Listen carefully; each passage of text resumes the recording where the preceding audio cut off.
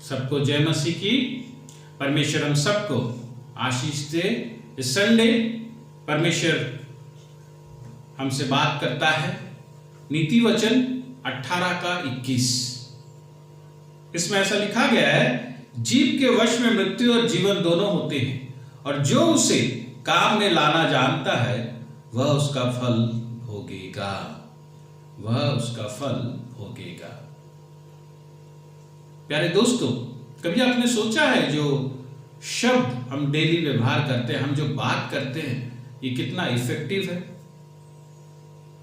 कितना इसमें पावर है?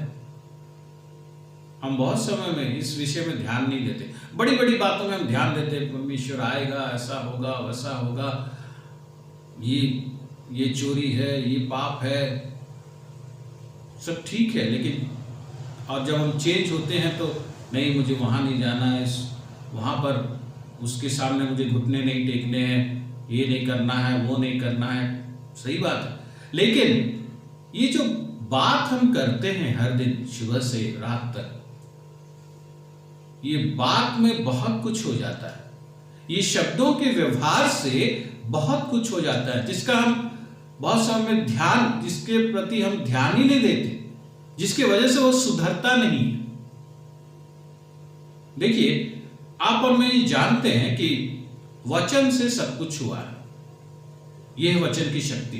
ये सारी सृष्टि वचन से हुई है। अगर यूहन्ना 1 से 5 देखेंगे तो वो यही कहता है कि आदि में वचन था, वचन परमेश्वर के साथ था, वचन परमेश्वर था, और ये वचन के द्वारा ही सब कुछ सृष्टि हुई है।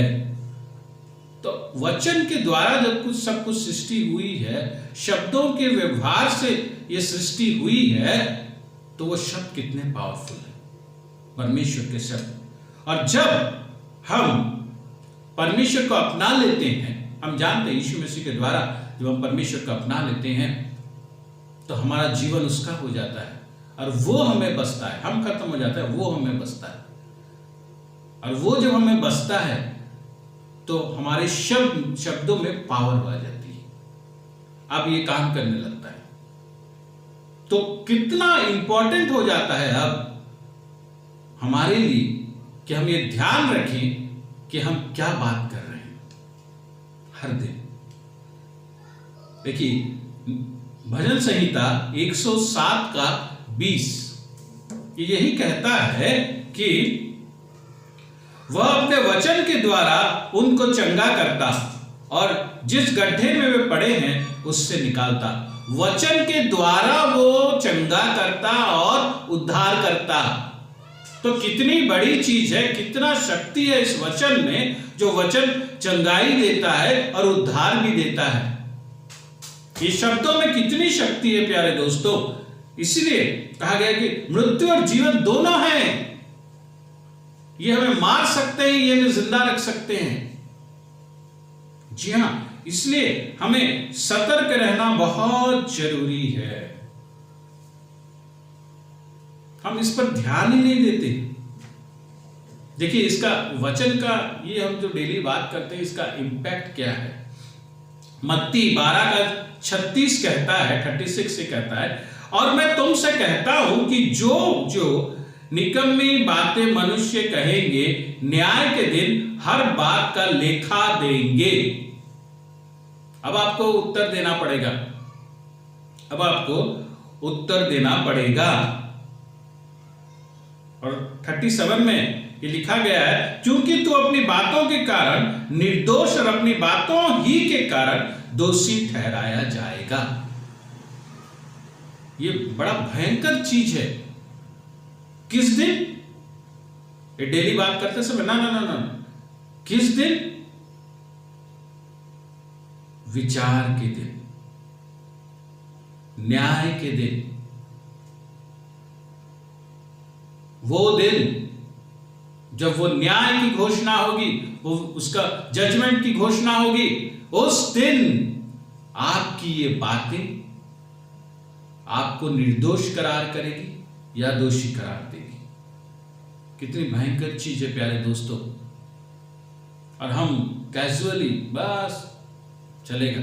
बहुत समय ऐसा होता है, आप कोई आपको आके बोले यार मेरे लिए थोड़ा गारंटर हो जाए, या वहाँ पर मेरे लिए कुछ थोड़ा मुझे निकलना है, मैं प्रॉब्लम में फंस गया हूँ, तू सिग्नेटरी बन जाए, तो हम सोचते हैं कि यार मैं सिग्नेचर करूँगा, अगर कल कुछ हो गया तो मैं फंस जाऊँगा, इसीलिए आप डर के मारे सिग्नेचर भी नहीं करते हैं। बहुत समय में ऐसा होता है कि मैं फंस जाऊँगा। यहाँ पर मैं फंस नहीं जाऊँगा, मैं खत्म हो जाऊँगा। तो मुझे कितना डर होना चाहिए, कितना मुझे सतर्कता मेरे में रहनी चाहिए जब मैं सुबह से बातें करना शुरू करता हूं, जब मैं शब्दों का व्यवहार करता हूं। ये बहुत इंपॉर्टेंट है। इफिसियों 4:29 इसलिए कहता है, कोई गंदी बात तुम्हारे मुंह से ना निकले, कोई गंदी बात तुम्हारे मुंह से ना निकले, क्योंकि ये लिखा होगा, ये लिखा जाता है, इसलिए सतर्क रहो, नहीं तो मुश्किल में पड़ जाओ। इसलिए अपने आप को हमें सतर्क रखना है। और ये सब का बेस है हमारा हृदय। जैसा जीवन हमारे जो सच्चाई हमारे अंदर है, वहीं से ही निकलेगी, या हम ठीक है या गलत। अगर देखिएगा मत्ती 15:18, पर जो कुछ मुंह से निकलता है वह मन से निकलता है, और वही मनुष्य को अशुद्ध करता है, वही मनुष्य को अशुद्ध करता है। तो आपका बेस है वो हृदय से ही पता चलता है, और हृदय से ही वो बातें निकलती है। अगर मन में वो कड़वाहट होगी तो हो सकता है आप अच्छे से बात को रखेंगे, लेकिन वो बातों में चालाकी होगी। देखिए, प्रभु सब जानता है, प्रभु देख रहा है। आप मनुष्य को धोखा दे सकते हैं, परमेश्वर को नहीं। आपके शब्द में सरलता है, सच्चाई है या चालाकी है, ये परमेश्वर जानता है। और ये अभी वो कुछ नहीं कहेगा, लेकिन उस न्याय के दिन वो बोलेगा आप दोषी हो। तब आपको कुछ और अपॉर्चुनिटी ही नहीं मिलेगा अपने आप को सुधारने के लिए। इसीलिए अभी अपॉर्चुनिटी है, इसीलिए बाइबल हमें इस विषय में ज्ञान दे रहा है, ताकि हम इसे अपनाएं और अपने आप को परिवर्तित करें, अपने आप को परिवर्तन करें। और इसके लिए सबसे अच्छी चीज है कि हम परमेश्वर के वचन को और अपने हृदय में बढ़ने दें। कोलोसी 3:16 ही कहता है कि मसीह के वचन को अपने हृदय में अधिकाई से बसने दो। जितना अधिक बैठेगा उतना वो निकलेगा, उतना वो निकलेगा। जो वचन आपके अंदर है वही निकलेगा। प्यारे दोस्तों, इसलिए अपने हृदय को साफ करना जरूरी है। देखिए, कोलोसी 3:8 कहता है, पर अब तुम भी इन सब को अर्थात क्रोध, रोष, बैर भाव, निंदा और मुंह से गालियां बकना, ये सब बातें छोड़ दो। धीरे धीरे देखो क्या करना है क्या नहीं, सुधार लाओ, ऐसा नहीं बोला जा रहा। छोड़ दो, खत्म करो इसे। क्योंकि ये निंदा, ये बहुत समय में ऐसा होता है। आप बोलेंगे नहीं, मैं तो अच्छा शब्द यूज करता हूं, मैं गाली नहीं बक रहा हूं। ठीक है, आप अच्छा शब्द यूज कर, लेकिन वो शब्द अगर किसी की निंदा कर रही है, बहुत समय में हम आपस में बात करते हैं, अरे ये ऐसा है, वैसा कर रहा है, ऐसा कर रहा है। ये जो निंदा, ये रोष, ये बैर भाव, बहुत समय में चर्च में बैठ के हम मीटिंग्स में चिल्लाते रहते हैं। मैंने बहुत लोगों को ऐसा देखा है जो कि प्रभु के दास है, चर्च के अच्छे पोस्ट में है, जब मीटिंग में बैठे रहते हैं तो गाली गलौज सब होता रहता है। डर नहीं, उनको इस बात का ज्ञान ही नहीं कि वो शब्द जो वो व्यवहार करे वो लिखा जा रहा है, और कल सुबह यही शब्द उन्हें दोषी करार देगा। आप बोलेंगे मैं चर्च में डिकॉन था, मैं चर्च में कमिटी में मेंबर था, मैं चर्च का सेक्रेटरी था, मैं चर्च का प्रेसिडेंट था, मैं चर्च का पास्टर था। प्रभु बोलेगा ये शब्द तूने कहा है, तू दोषी है। जी हां दोस्तों, अपने रवैये को बदलिए, अपने व्यवहार को बदलिए, अपने शब्दों को बदलिए। हम बहुत चीज में बदलाव लाते हैं, लेकिन हमारे जो शब्द होते हैं वो वैसे ही रहते हैं। ये एक बहुत इंपॉर्टेंट एरिया है। जब हम मसीह का होते हैं तब ये एरिया में सुधार लाना जरूरी है।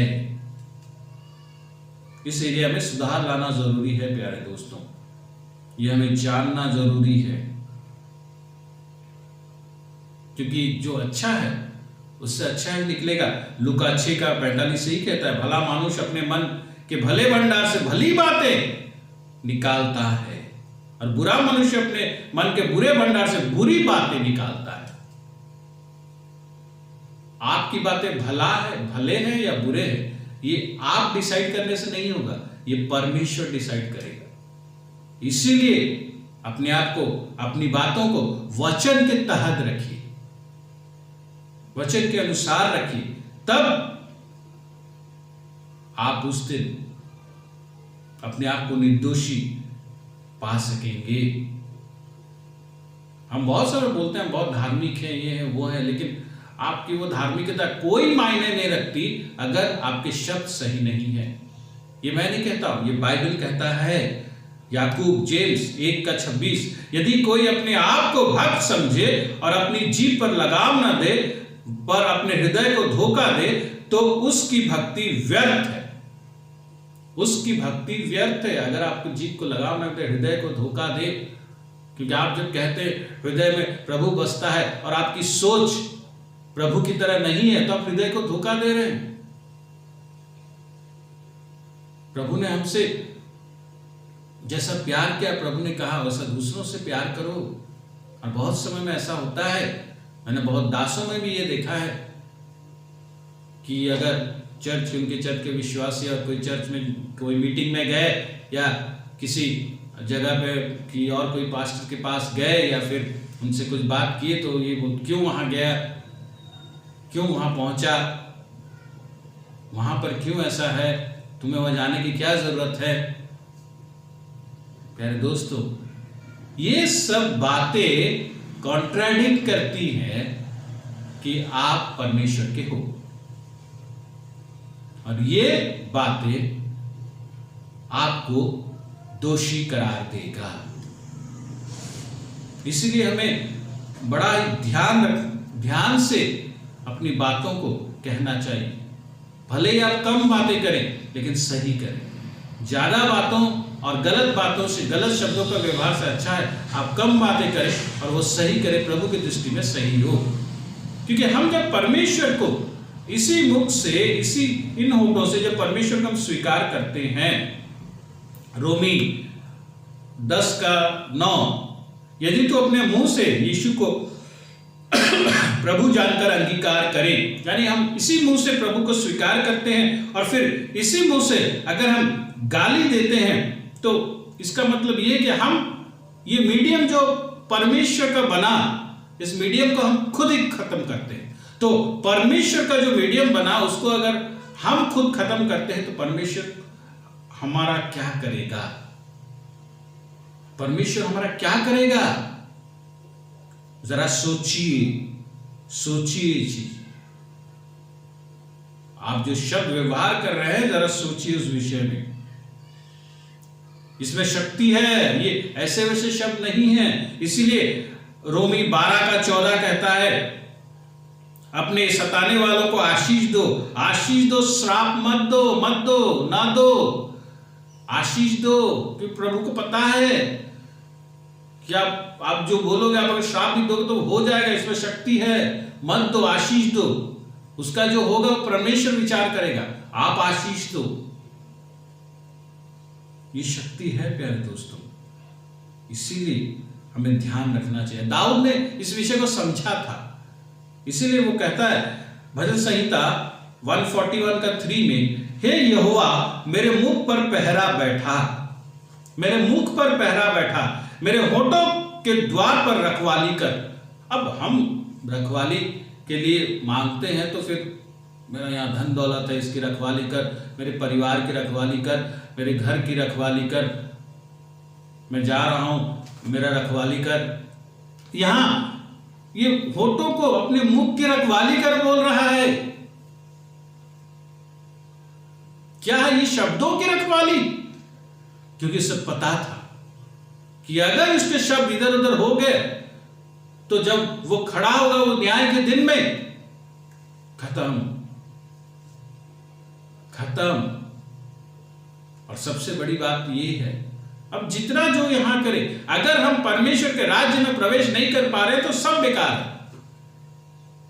और इसके लिए ये शब्द का व्यवहार उस समय एक बड़ा रोल प्ले करेगा।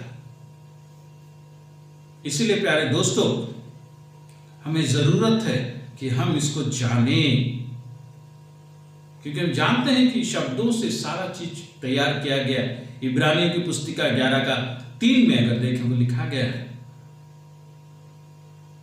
सब कुछ तैयार है। और जब हम परमेश्वर को अपनाते हैं, उस साल्वेशन को अपनाते हैं, हम वो नया जन्म मिलता है। और वो नया जन्म अब का जन्म पेरेंट्स के द्वारा नहीं, लेकिन परमेश्वर के वचन के द्वारा। ये बाइबल कहता है पहला पत्रस 1:23 में, क्योंकि तुमने नाशवान नहीं पर अविनाशी बीज से परमेश्वर के जीवते और सदा ठहरने वाले वचन के द्वारा नया जन्म पाया है। तो हमारा जो जन्म हुआ है, अब जो हम प्रभु के वो नए जीवन में वास कर रहे हैं, जी रहे हैं, ये वचन के द्वारा हुआ है। तो ये वचन हमारे मुख के द्वारा प्रकाश होना है, हमसे बाहर निकलना चाहिए।